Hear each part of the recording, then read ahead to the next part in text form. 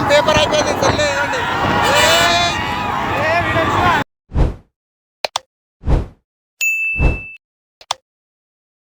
So friends మా అయితే exams అయిపోయినాయి అనమాట. కెమిస్ట్రీ పేపర్ అయితే రాడ్ వచ్చింది సెట్ బి. అయినా మన డాక్టర్ అయితే మొత్తం రాసిందంట. పాసు ఒక్క సబ్జెక్ట్ పాసు. ఇదే చూసుకోవాలి ఇప్పుడు. ఎంజాయ్ ఖాళీ రిజల్ట్ కంటే ఇన్సల్ట్ అయితే మనకు రిజల్ట్ పాస్ వస్తుందో ఫెయిల్ వస్తుందో ఇవ్వడానికి తెలియదు. ఒక్క సబ్జెక్ట్ పోయినా మా ఇంట్లో అయితే వేసుకుంటారు అనమాట. ఎగ్జామ్ అయితే బాగా రాసాం, ఎంజాయ్ చేస్తున్నాం. అక్కడ మా పక్కన పెద్ద అయితే అవుతుంది. మొత్తం నారాయణ కాలేజీలో అయితే ఎంజాయ్ చేస్తున్నారు మొత్తం బస్సులన్నా. ఇదిగోండి ఎగ్జామ్స్ అయిపోతున్నాయి.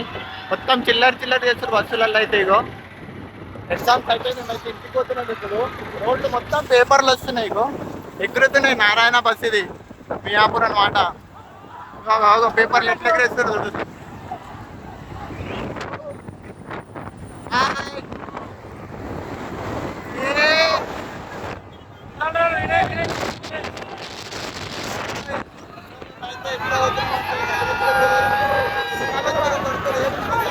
మొత్తం పేపర్ అయిపోయింది చెల్లి ఇవ్వండి.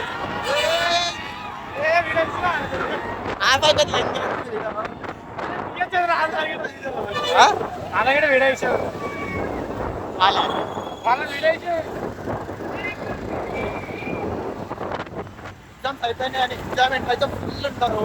25 ఏం చేస్తారో తెలియదు. రిజల్ట్ రోజు అయితే అందరిది మళ్ళీ అని అనుకుంటున్నాను నేను. ఎందుకంటే ఎప్పుడేం రాసింది ఎవరికి తెలియదు.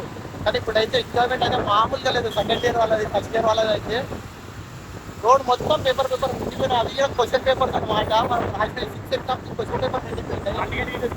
హాల్ టికెట్ అయితే మేము టికెట్ మేమైతే ఎలాంటి పేపర్లు తీసుకోలేము.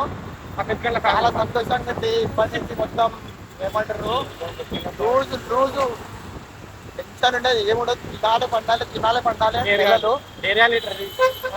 ఇంకా వారంలో అయితే నాకు ఏ ఎగ్జామ్స్ ఉంటాయి. వీళ్ళు రాయరు, వీళ్ళు బయటికి కాదు రాస్తాడట. అదైతే జేఈ ఉంటుంది. ఆ జేఈ గురించి ప్రిపరేషన్ కూడా తెలియదు. మాకు చెప్పి ప్రిపరేషన్ చేయాలని నేనైతే డైరెక్ట్గా ఎగ్జామ్ రాస్తాం. మార్క్స్ అంతా పెడతాం, బొమ్మ కొడితే వస్తుంటాం. నార్మల్గా ఉంటుంది అన్నమాట.